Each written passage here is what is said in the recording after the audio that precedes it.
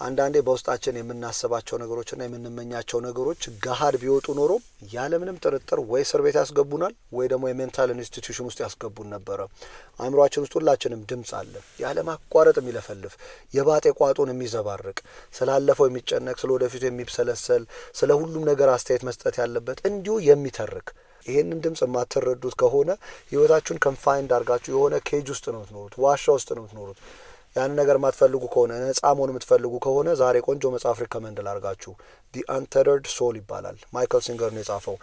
ምን ይላል? አእምሮአችን ውስጥ ሩሜት አለ፣ ኢነር ቮይስ አለ፣ ድምጽ አለ። በህይወታችን ያለፍነውን ነገር ሁሉ ማስታወሻ አድርጎ ይዞ በተጠንቀቅ እንድንኖር የሚያደርገን ድምጽ ነው። በስጋት በፍርሃት በጭንቀት ተወጥሮ ያንን ነገር ኤክስፒሪየንስ ላለማድረግ ጠባብ የሆነች ኬጅ ሰርቶ ከነጻነት ርቆ ነው የሚኖረው። ከዚህ ነገር መፋታት የምትፈልጉ ከሆነ የመጀመሪያው ትልቁ ስራችሁ አእምሮአችሁ ውስጥ ድምጽ እንዳለ እወቁት። እናንተ ድምጹ ሳትሆኑ ኦብዘርቭ የሚያደርገው ናችሁ፣ የሚታዘበው የሚሰማው ሰው ናችሁ።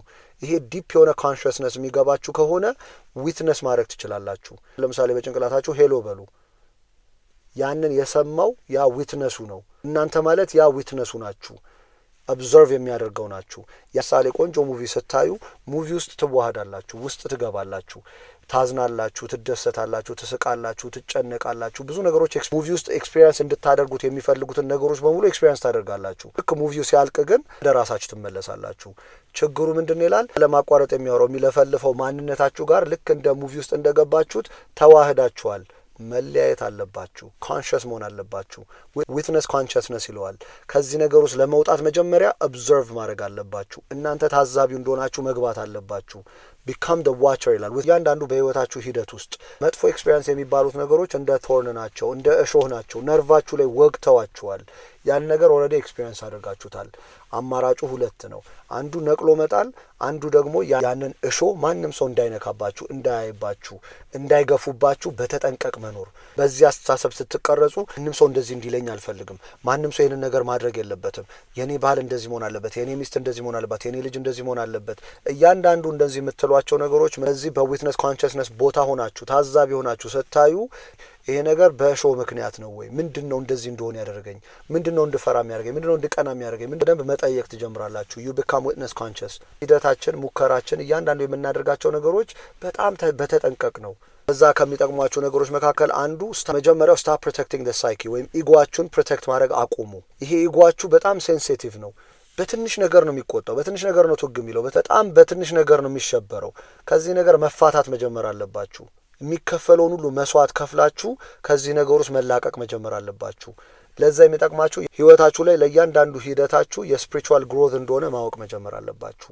ይሄ ነገር ሲገባችሁ እያንዳንዱ የሚፈጠረው ነገር ጥሩ እድል እንደሆነ በማየት ከልጆቻችሁ ጋር፣ ከሚስቶቻችሁ ጋር፣ ከባሎቻችሁ ጋር፣ ከቤተሰቦቻችሁ ጋር፣ መንገድ ላይ፣ መስሪያ ቤት፣ እያንዳንዱ የሚፈጠረው ነገር የእናንተ የስፒሪቹዋል ግሮዝ ነው።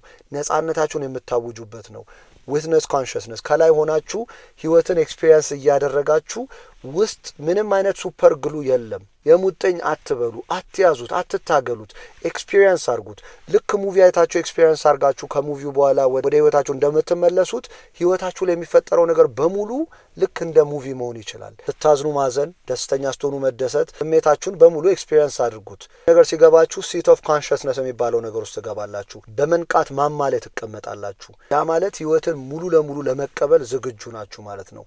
ደስተኛ የሚያደርጋችሁን ነገር ትቀበላላችሁ፣ የሚያሳዝኑችሁን ነገር ትቀበላላችሁ። እናንተ ውስጥ ገብቶ ኤክስፒሪየንስ አድርጎ መውጣት እንደሚችል መረዳት ትጀምራላችሁ። ህይወታችሁ ላይ ፍሪ ሆናችሁ ልባችሁን ክፍት አድርጋችሁ በጣም አንሊሚትድ የሆነ ኤነርጂን ያላችሁ ያን ነገር ኢንጆይ እያደረጋችሁ መኖር ትጀምራላችሁ። በትንንሾች ነገሮች ጀምሩ። መንገድ ላይ የሆነ ሰው ሲያበሳጫችሁ ሪላክስ ኤንድ ሪሊስ በሉት። ራሳችሁን ሪላክስ አድርጉ፣ ሪሊስ አድርጉት፣ ይውጣ። ትንንሽ ነገሮች ከጀመራችሁ ነገ ህይወታችሁ ላይ መጥፎ የሚባሉ ትልልቅ የሚባሉ ነገሮችም ሲፈጠሩ በዚሁ ቴክኒክ ጠንካራ ሆናችሁ መስል አውጥታችሁ መኖር ትችላላችሁ። አንበሳን፣ ነብርን ዙ ሄዳችሁ ካያችሁ ሴፍ ናቸው፣ ይበላሉ፣ ይጠጣሉ፣ ሴፍ ናቸው። ዋይልድ ላይ ሲሆኑ ግን በጣም ብዙ ኤክስፒሪየንሶችን ያደርጋሉ፣ ግን እየኖሩ ነው። እናንተም በዚህ በድምጽ ምክንያት ዙ ውስጥ እንዳለ አንበሳ ናችሁ። ትበላላችሁ፣ ትጠጣላችሁ፣ ግን ከሴፍቲያችሁ መውጣት አትፈልጉም። ዋይልድ ውስጥ ወጥታችሁ ነጻ ሆናችሁ ላይፍን ኤክስፒሪየንስ እያደረጋችሁ መኖር የምትፈልጉ ከሆነ ዲ አንተርድ ሶል የሚለውን መጽሐፍ አንብቡት። ሃይሊ ሪኮመንድ አደርጋችኋለሁ። ስላዳመጣችሁን ከልብ አመሰግናለሁ።